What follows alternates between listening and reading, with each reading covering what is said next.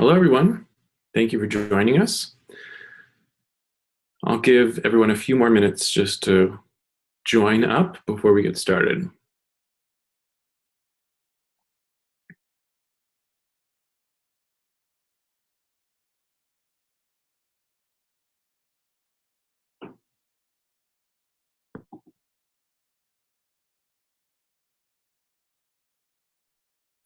And can everyone in the audience see the captions all right, those that would like to use the captioning?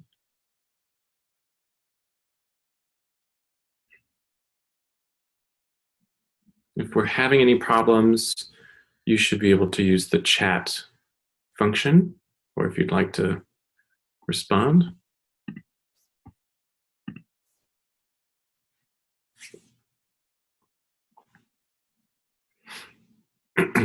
Looks like Stephen said that yes, the captioning seems to be working.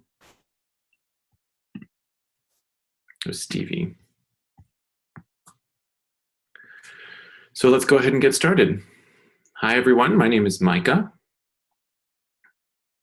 I'm the youth advocate with HEARD, the Association to Advance the Rights of Deaf People. I'm here with our three panelists today. We also have a captioner and an interpreter working with us as well. We do only have one interpreter with us today, so I think we will try to take a couple of breaks throughout the webinar just to keep the pace running well.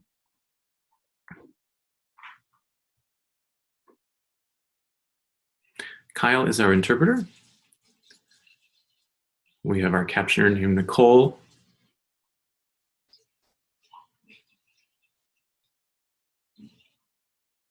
And then the three panelists. We have Ben Rowe, Lydia, and Dustin with us today. They're all amazing people, and we're excited that they're here.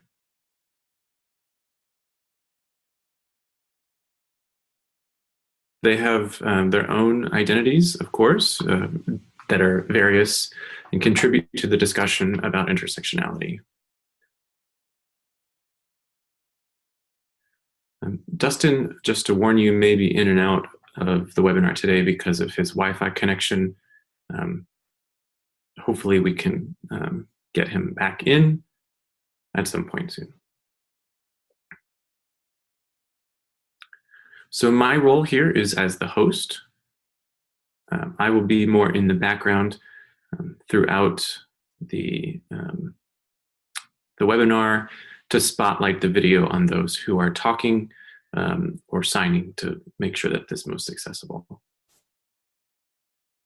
We do have some hearing panelists here, so I will be the one controlling who has the largest video at any given point in the webinar.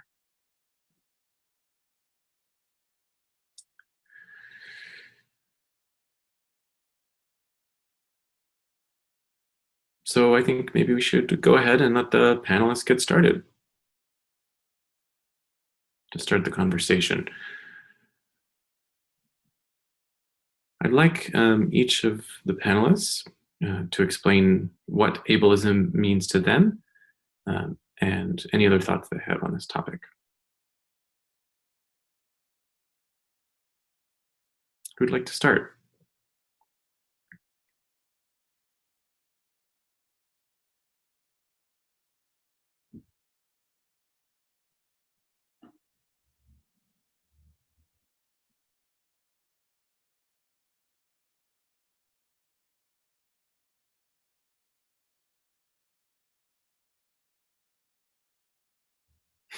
Should I start? Yeah, go ahead, please. Okay, hello everyone. My name is Ben Rowe Oguyunki. I am from Chicago, Illinois. And just to give you a brief background of my work, I am an advocate. I work in different communities, educating them about accessibility. And I also work to make sure that these communities are pursuing their own dreams for themselves and their own happiness. So, you know, I do work, I'd like to talk about ableism in the context of the deaf community. Obviously, the deaf community is a marginalized community, but within the deaf community, we also have other communities that exist. The deaf and hard of hearing community does include deaf-blind people as well as deaf and disabled people who are hard of hearing and have different experiences around ableism. I think for deaf people, especially, the ableism contributes to a lack of communication. For many of us, our primary form of communication is sign language. That is obviously a language that is visual in the way that we can affect communication.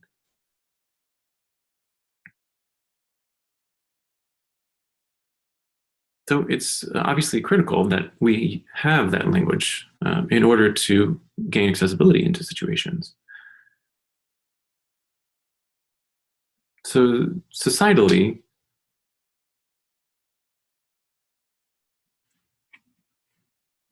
obviously we use English, spoken language and auditory language throughout most of the community here in America. But deaf people, of course, are trying to fight for that right to be included linguistically in the conversation. And that's a big part of how ableism relates to the deaf community. Ableism, of course, can have many forms. But as it pertains to the deaf community, the biggest challenge, of course, is the barrier of communication, of trying to fight for equal access to communication that hearing people enjoy through spoken languages.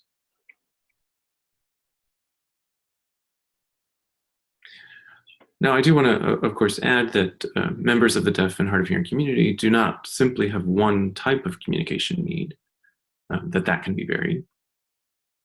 You have deaf people, deaf-blind people, deaf and disabled people, hard of hearing people whose communication needs may differ.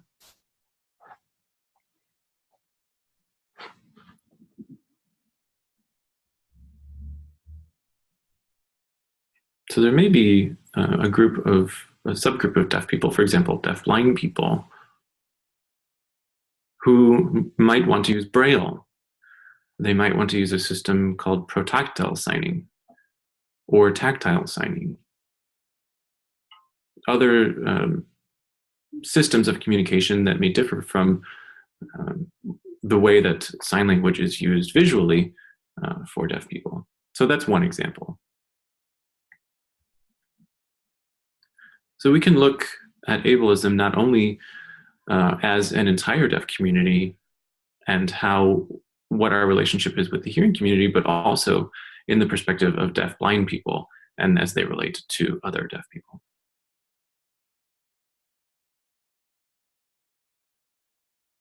So I guess next I'll move on to my question that I'd like to ask to Lydia, which is, what is your experience as it relates to ableism? Maybe an example that you can talk about that you've gone through, that you've faced in the past. This is Lydia. Hi.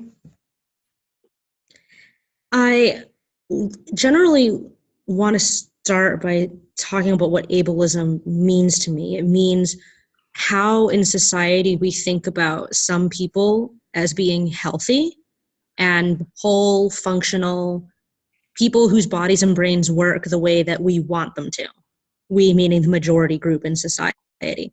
And then everyone who is on the other side of that, if our bodies and brains don't work that way, that we're not valuable, that our bodies and brains aren't as good, or they're not worth having, that our lives are not worth living.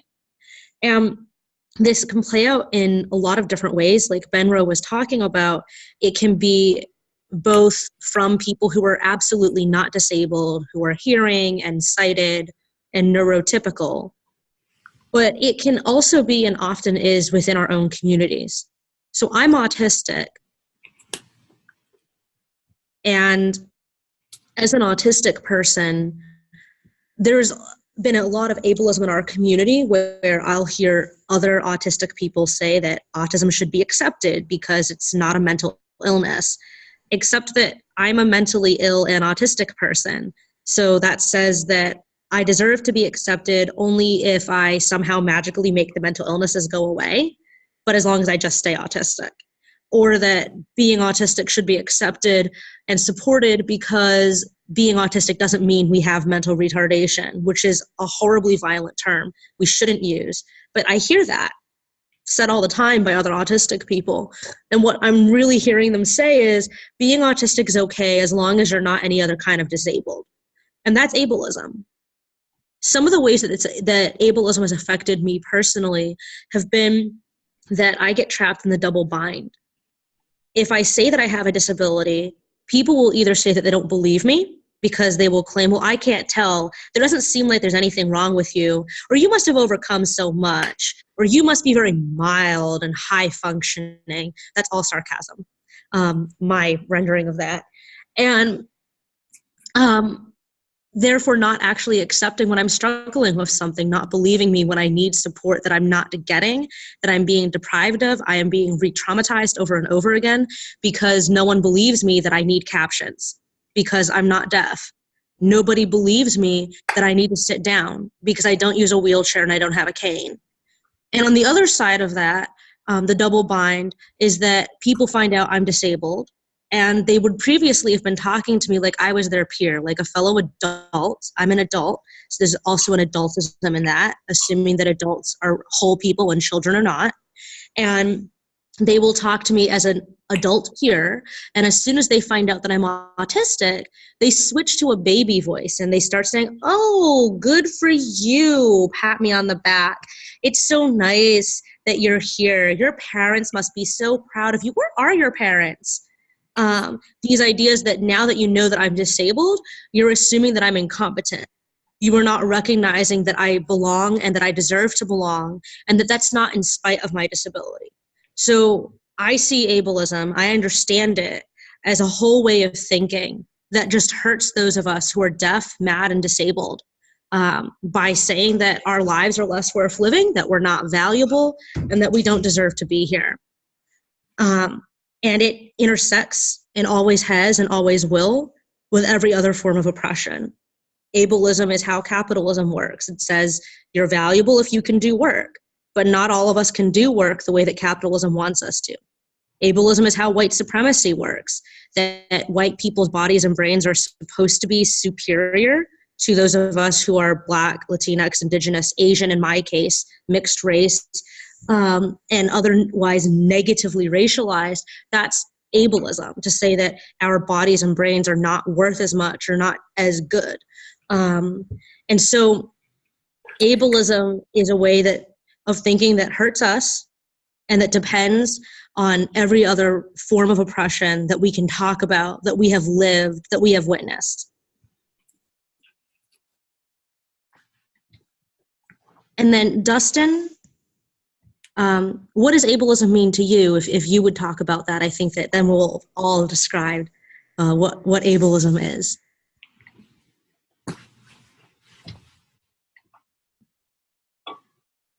Dustin, this is Lydia. Your microphone is muted. Okay.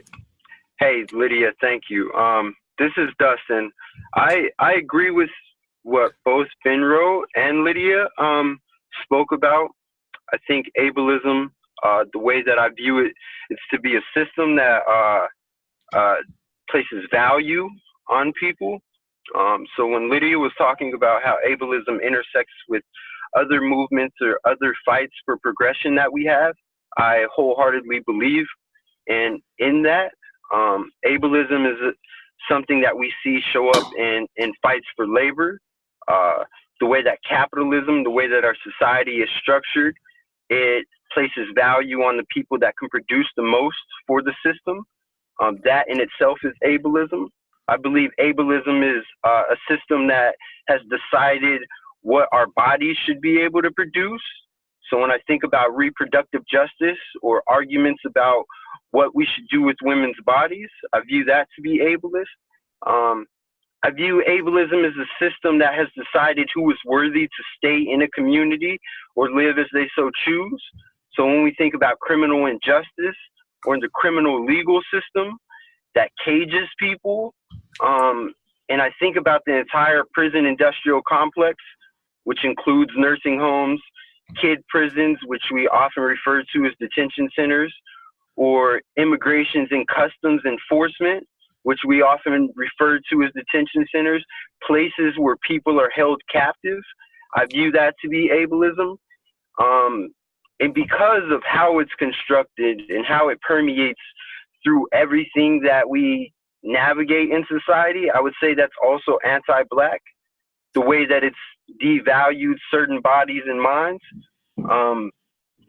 How I experience ableism myself as somebody with psychiatric disabilities is much like the experience of a Black woman as far as what society tells Black women, that they're superhuman and subhuman at the same time. What I mean by that is our views on disability are white-centric. It is somebody with a mobility impairment, typically somebody that uses a wheelchair that is white. So when I incorporate my disabilities into discussions, it now becomes this sense of pity that people feel for me. And it also elevates me to this point that people are looking at me as somebody that can cope, somebody that has found treatment that works, somebody that is able to access medical diagnoses. So therefore, I'm able to compete and have a capacity at the level of able-bodied people and non-disabled people.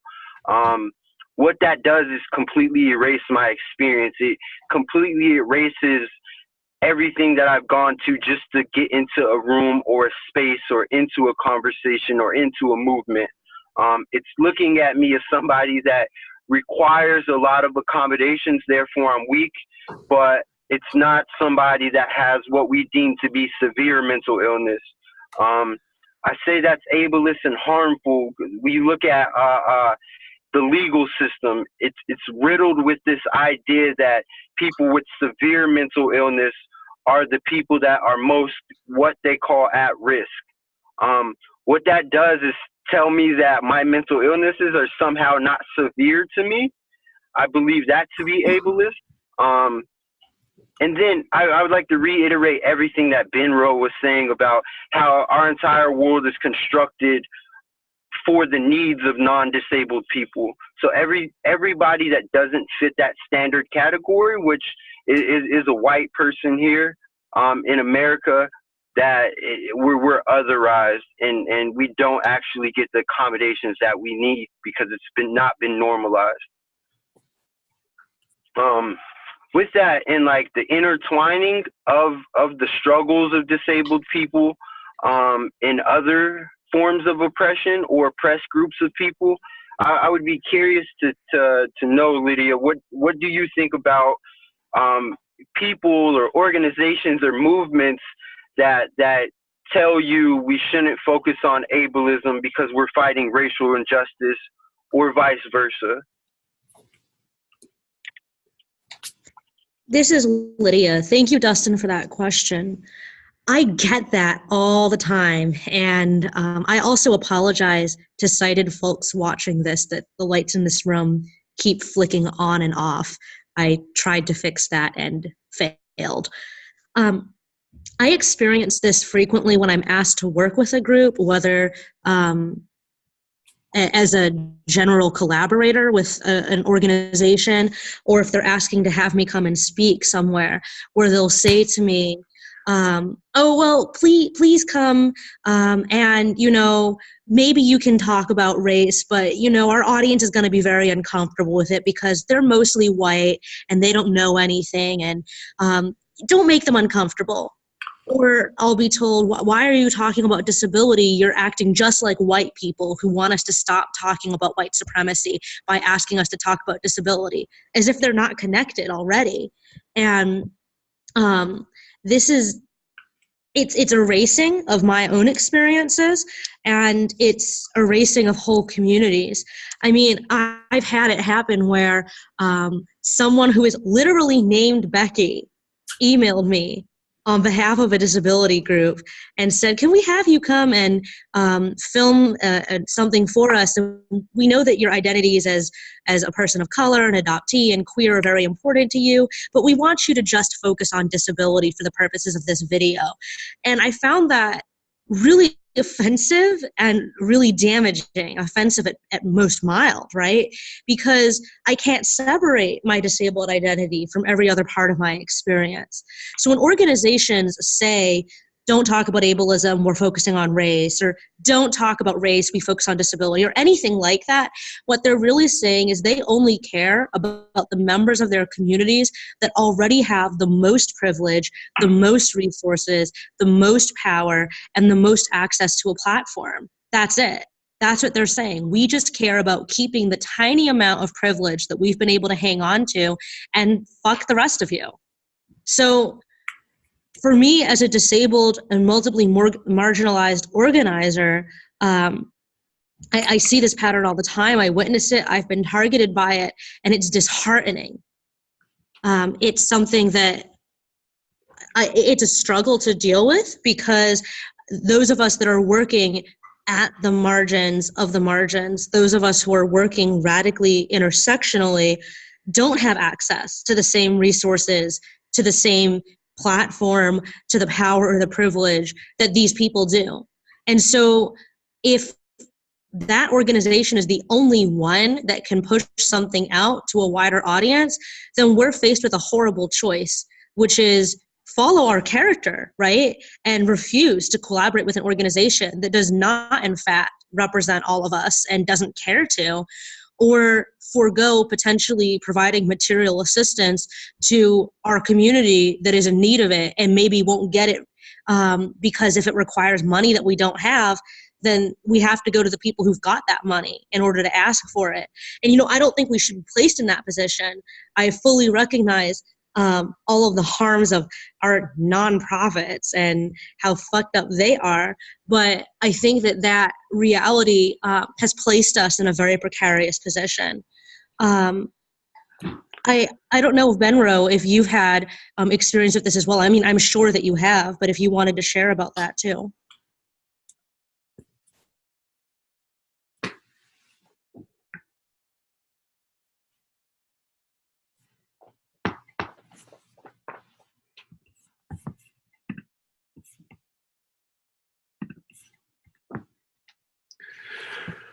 All right, to me then. Thanks very much for a great discussion, Dustin and Lydia. I forgot to add something at the beginning when I was talking about ableism within the deaf community.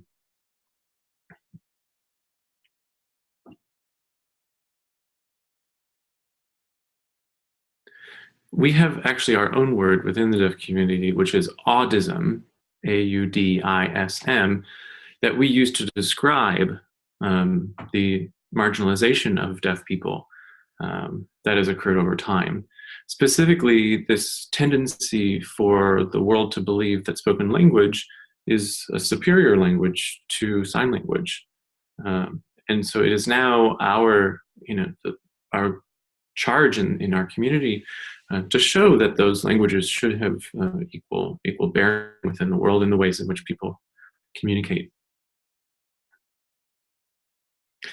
So I think I have to agree with what the previous panelists have said about being unable to dissociate my identity as a deaf person with my racial identity. I think what's very interesting is that we each have our own identities within the category of disability. And I think a good example of this may have come to me in September of last year. There was a deaf person who was shot and killed in Oklahoma City to be exact. And that person was shot by a police officer.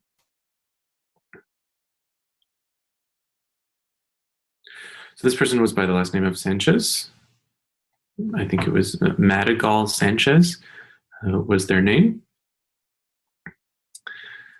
if I'm remembering the name correctly. But what had happened was the police officer was speaking using English, spoken English, to tell the deaf person to do something, and because the person was deaf and also had a developmental disability, and I believe was also Latino, and obviously had other identities, a language barrier, because the person did not respond, because they didn't hear what the police officer was saying, was shot. And of course, this led to some community protests to support this person who had been killed.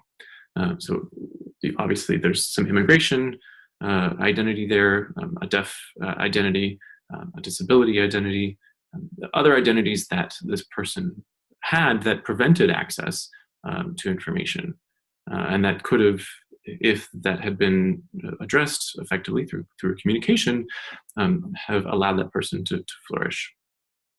So I don't think we can focus on any one of this person's identities, right, or any one component of this person's identity. We have to look at all of them as a whole.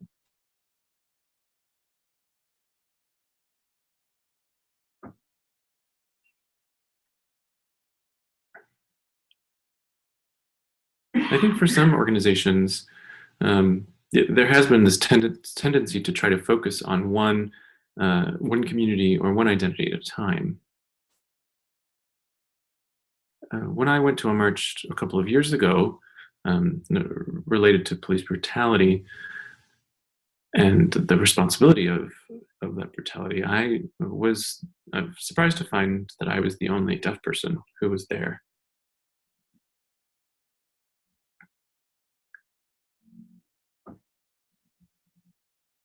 This march in particular was specifically in response to a Black person who had been killed by the police. And a lot of people were obviously speaking during this march.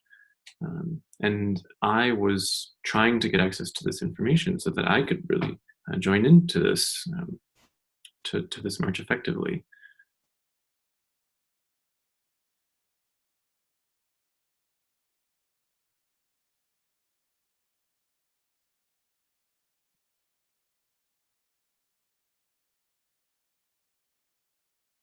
I think what's important is that we as communities, when we engage in this type of activism, think about the societal change that we are trying to affect, and that we live that for ourselves in the ways that we involve people of multiple communities. If we really want to affect societal and legislative change, we need to make sure that all of these identities are represented.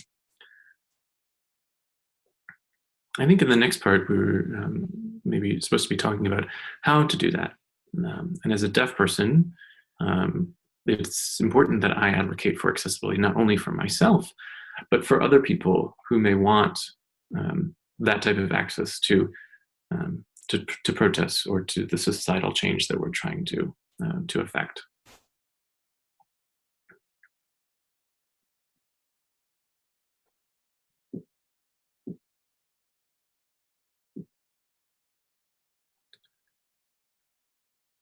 So Dustin, have you,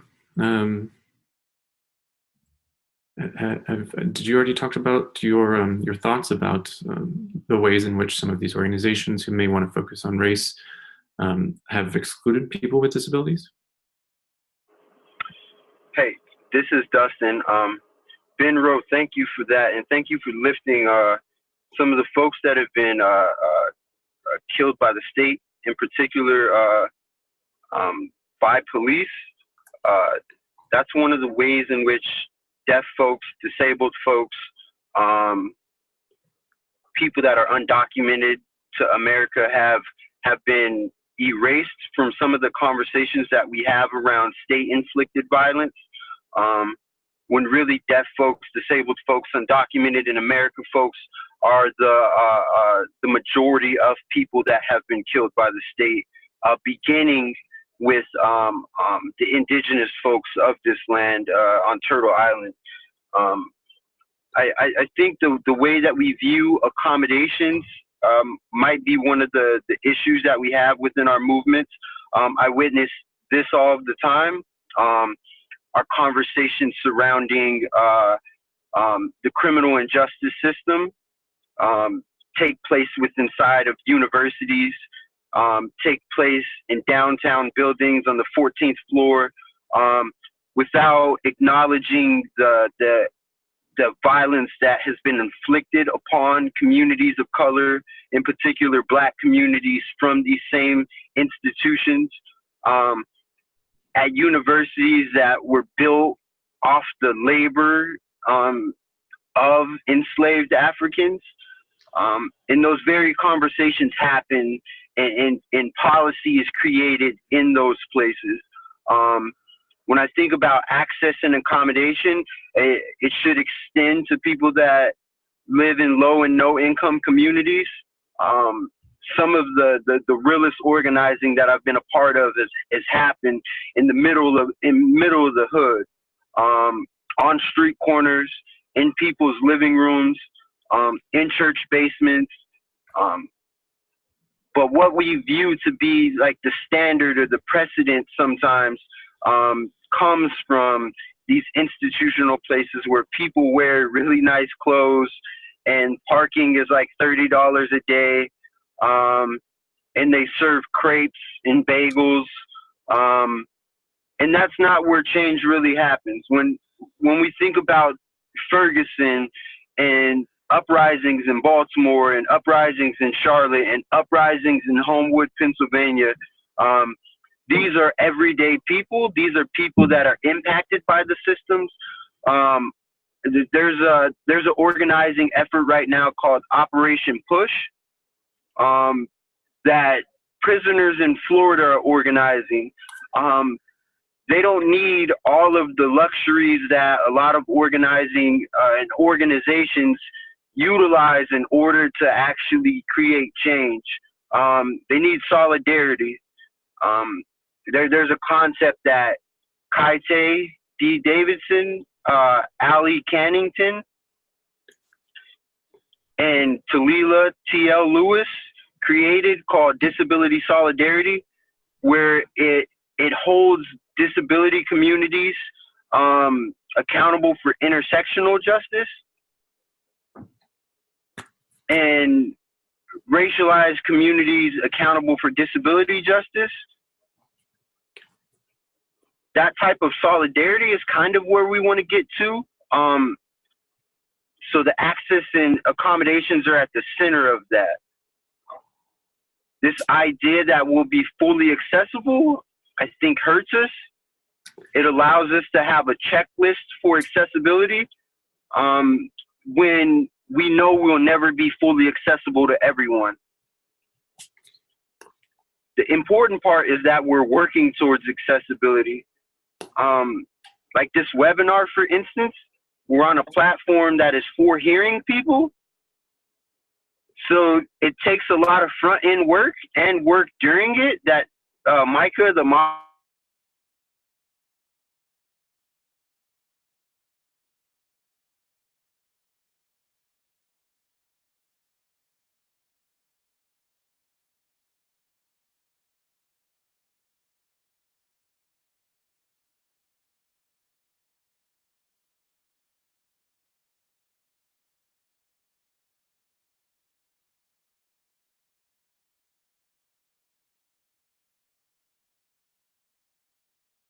a huge concept.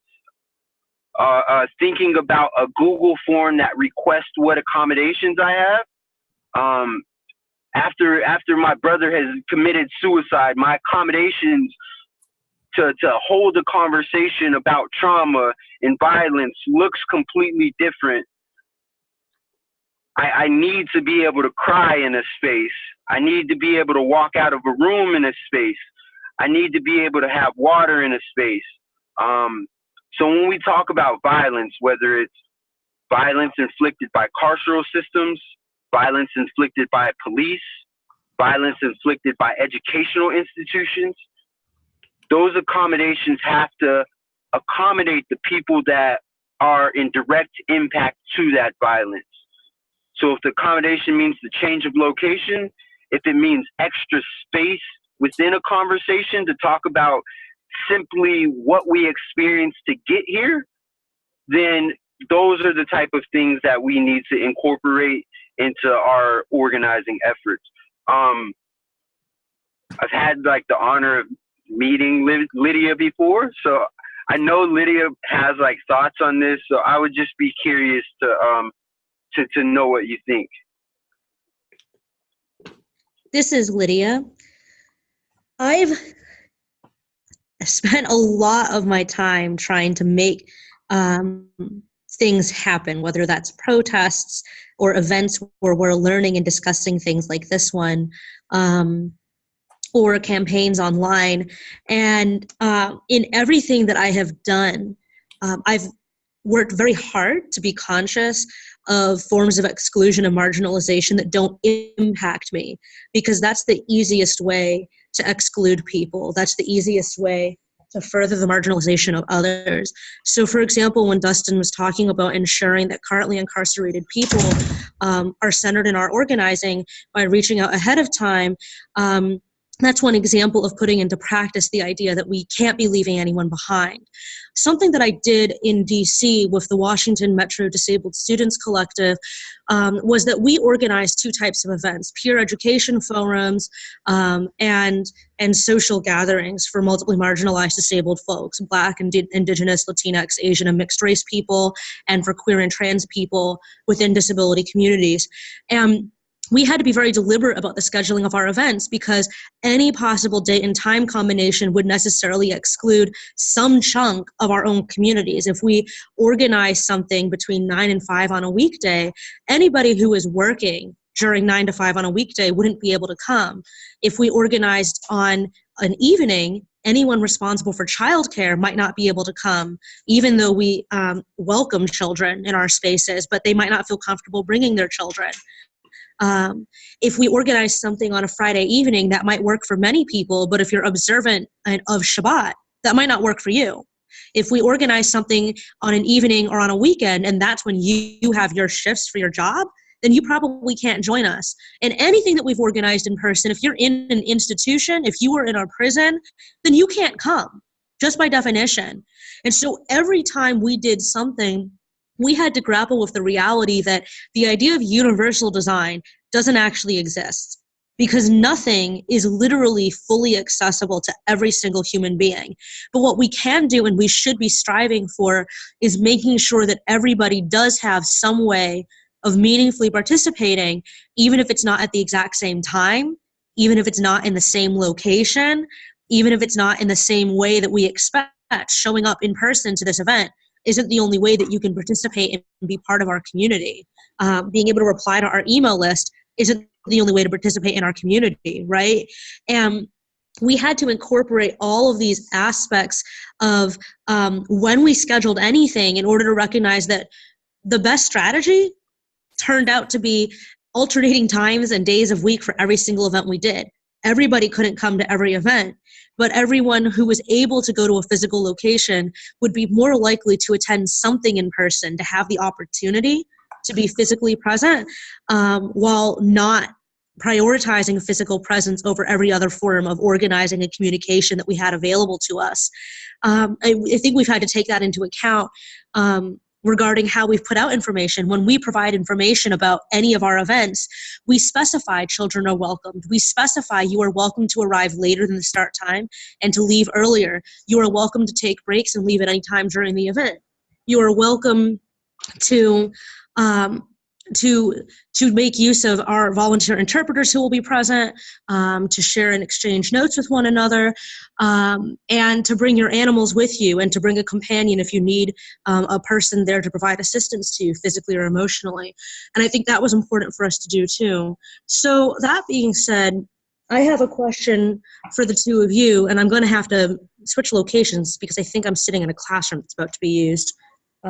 So the question that I have for the two of you to answer is, can you explain how ableism compounds, perpetuates, and creates other forms of oppression, or harms movements and communities and outer resistance. I know we talked about that a bit at the beginning, but concretely, how does ableism compound our other forms of oppression?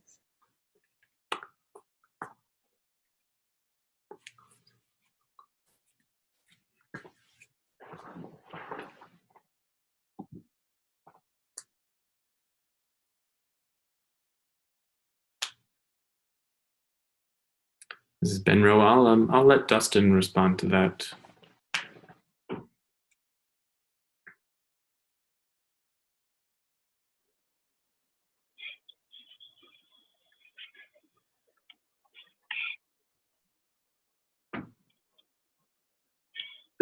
This is Dustin.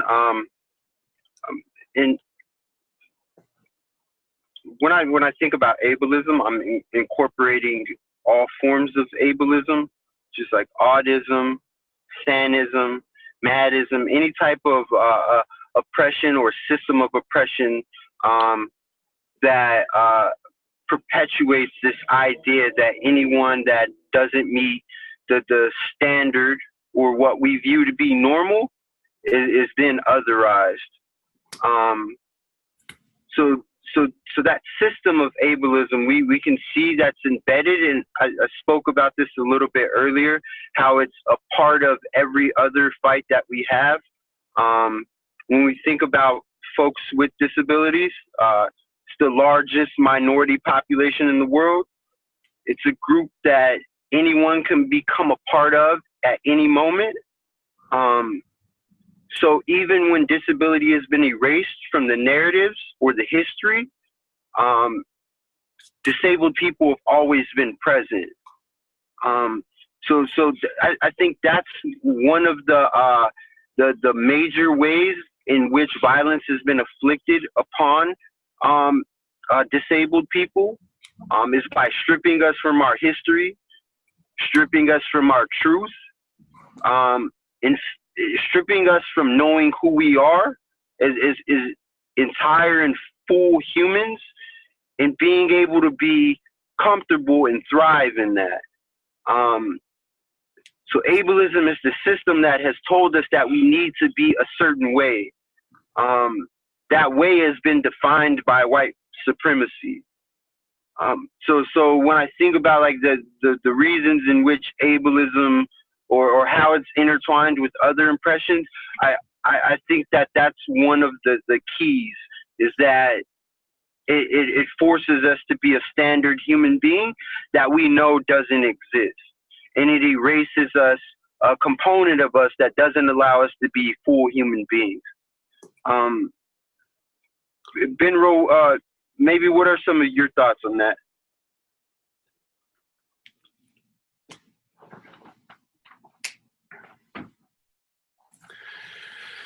Yeah, I would agree with what you've said. I think that ableism systematically is trying to cause change in these people. If you have Twitter, you can look for the hashtag ableism exists, and you'll see a lot of stories, a lot of people talking about the ableism that they've experienced in their lives, some of the example situations that they've gone through personally. So I think that really is a way of showing how little situations, or what we might think of as individual situations, add up to this really systematic problem. And we can see the different ways that ableism shows up, right? It can be physical, it can be designed, it can be overlooked, it can be different things that in how it's instantiated in our society. I'd also like to add one other thing about our community, the deaf, hard of hearing, deafblind, deaf and disabled communities, and thinking about the ways in which we really have to go after accommodations and trying to get an accessible world. I think about some examples in my own life where I've been more or less effective in those struggles. There was a Black Lives Matter rally that I attended a year or two ago.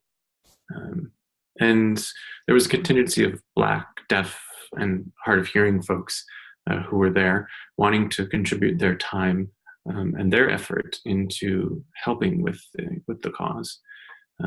There are some organizations within the deaf community, for example, in Washington, D.C., there's the D.C. Black Deaf Advocates organization, an organization that has put together several rallies for the Black Deaf community.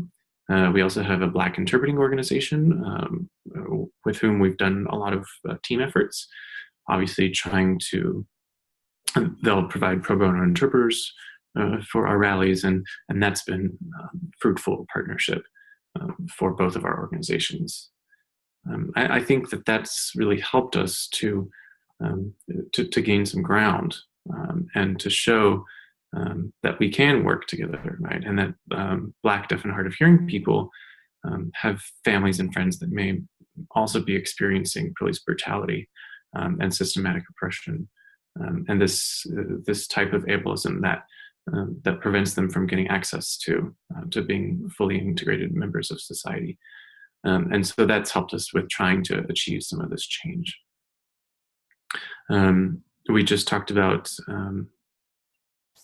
some rallies looking at I just talked about the rally looking at the police violence against the deaf man in Oklahoma.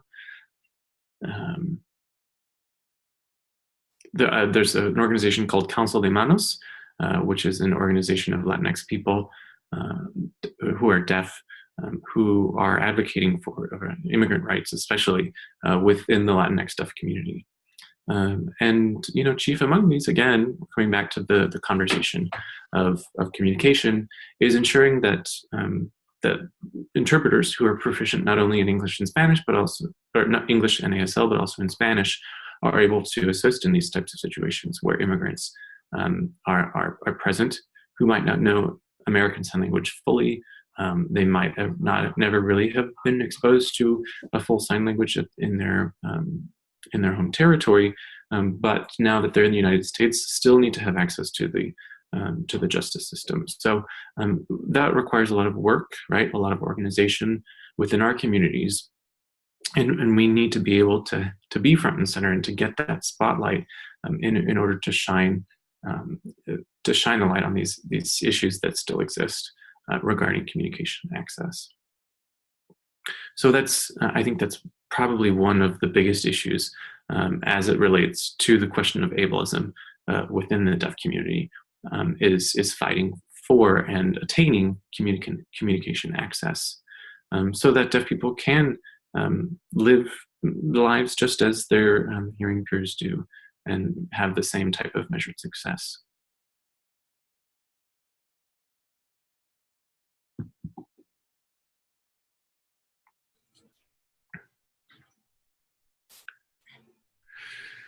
Micah here.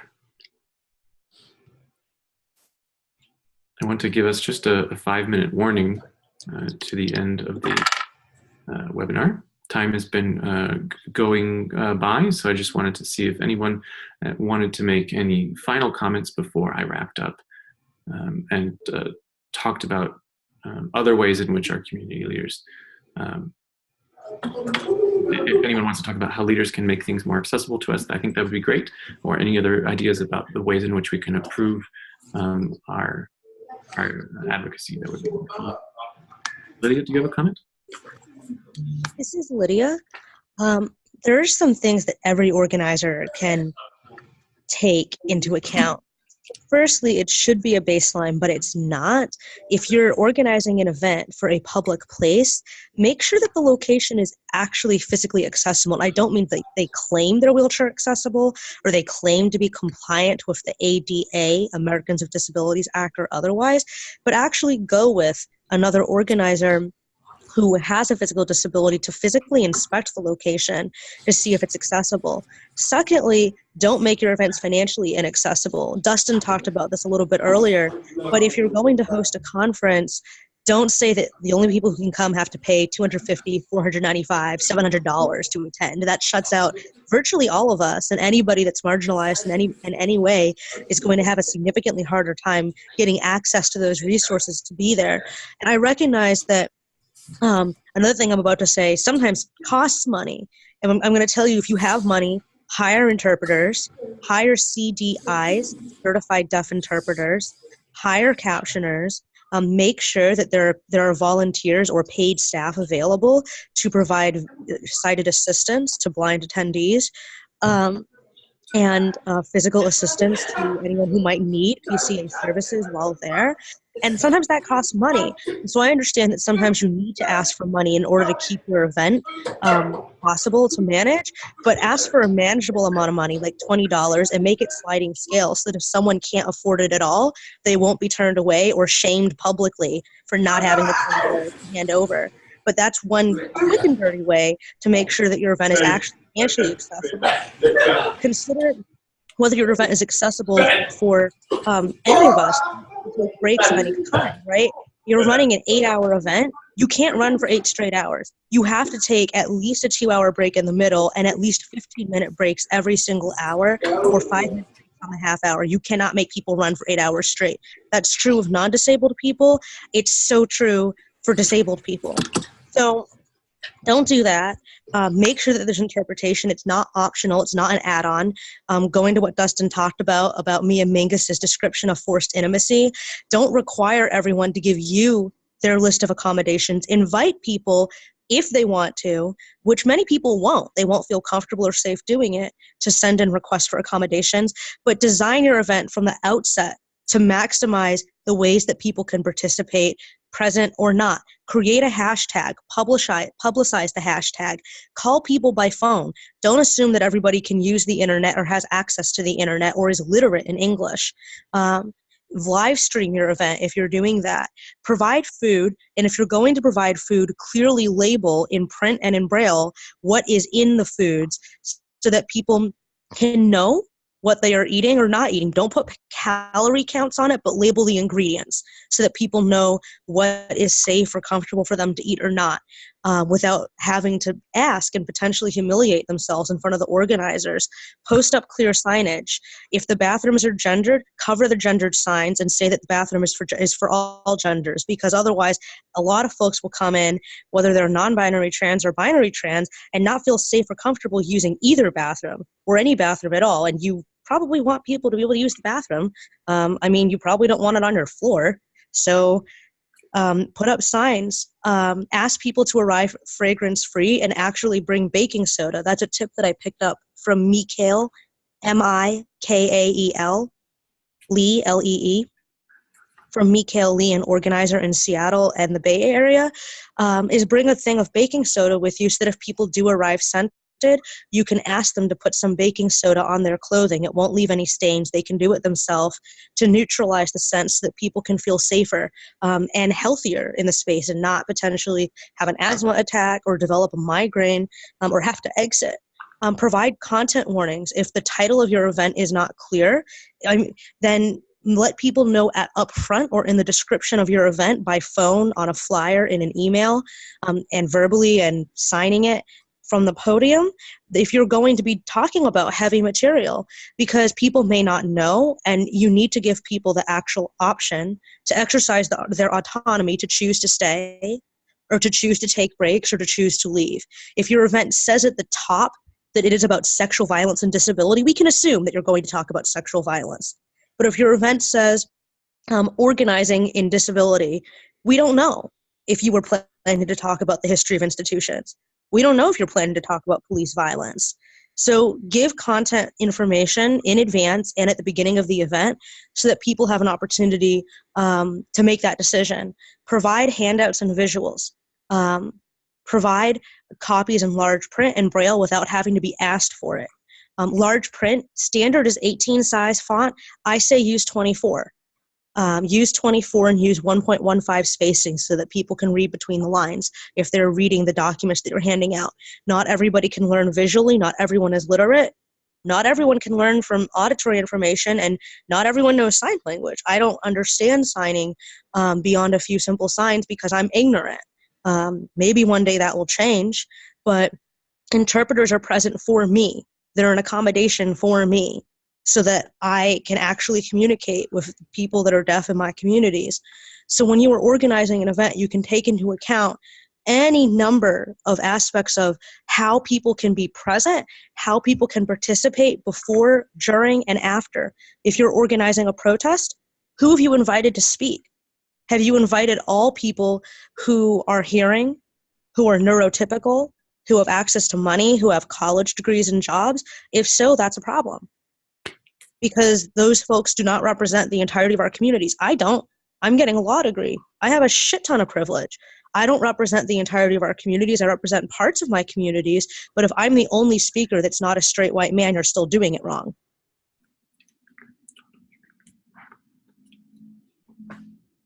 Hey, Lydia, thanks for that. This is Dustin. I just wanted to add like a couple things. Like, each one of us needs all of us. I heard that today. It's kind of along the lines of what like Sandy Lou Hamer, who's a Black disabled woman, said, no one's free until everybody's free. And in a letter that Frederick Douglass wrote to Harriet Tubman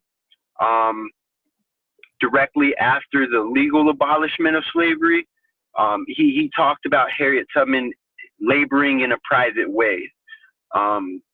Harriet Tubman, who was a Black disabled freedom fighter, an icon to a lot of us, but she was laboring in a way that wasn't recognized by the systems that tend to uplift people.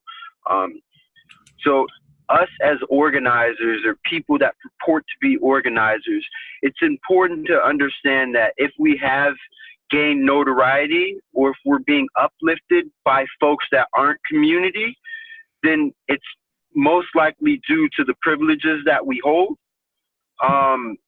So in our organizing efforts, it's important to like really check ourselves, to think about the situations that we're putting other people in. In particular, anything that involves the cops, the police, which also include like what people refer to as school resource officers, or security guards, or university police. All of them are cops, all of them are police, and people are impacted by them in different ways.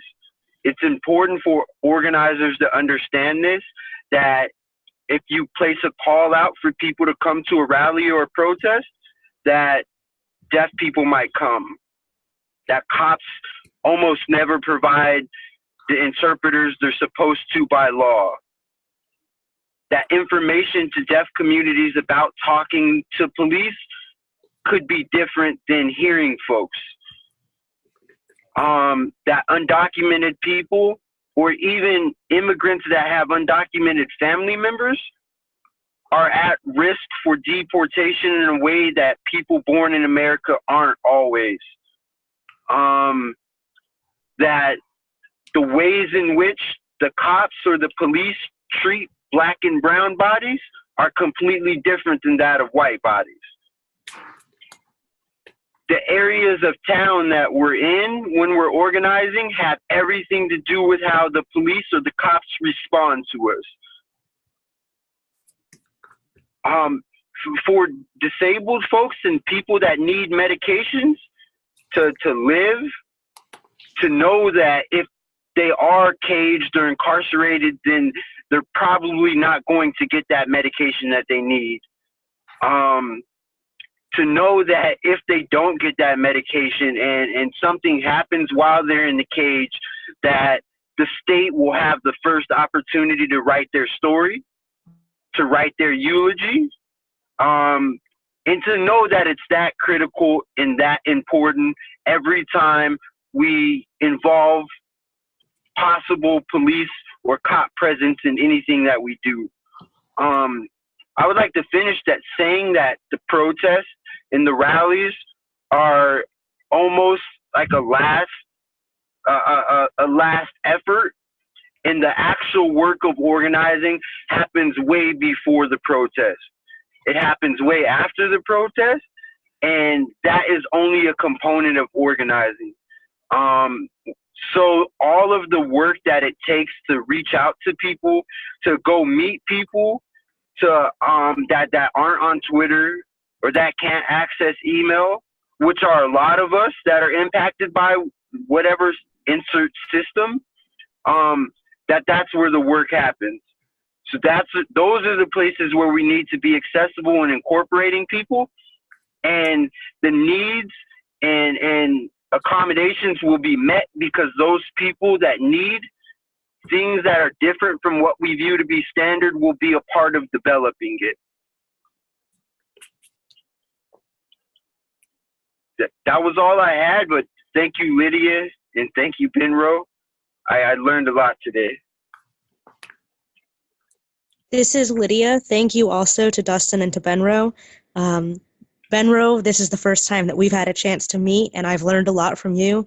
And Dustin, I always learn from you. And I know that the work that we're doing is important, and we'll keep at it.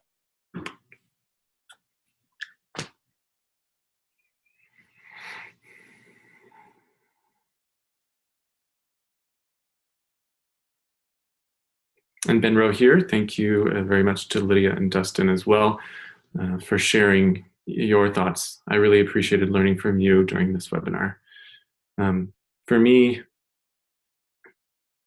you know, I'm hopeful that we will see these injustices and that we will continue to fight for them, even though we have a long way to go, because we've already gone a long way. And I think that's important based on, you know, what we're seeing today. What we've just seen happen in Florida with the mass shooting down there. I think it's sometimes we start to think about, you know, when are we going to finally make these leaps about gun violence? When is any of this going to happen? But I'm hopeful to see that the students are fighting for that type of change.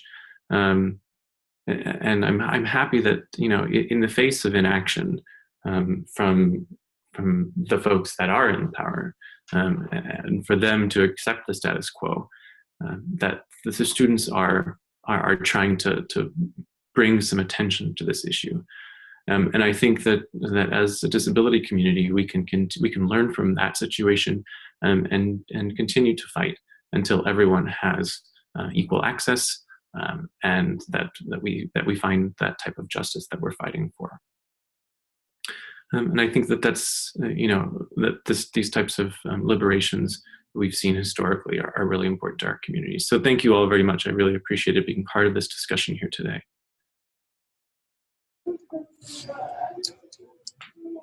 Hi, Micah here.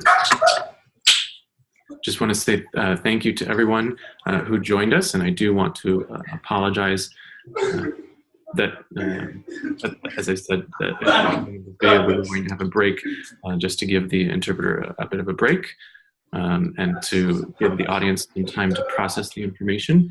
But it looks like we didn't have that.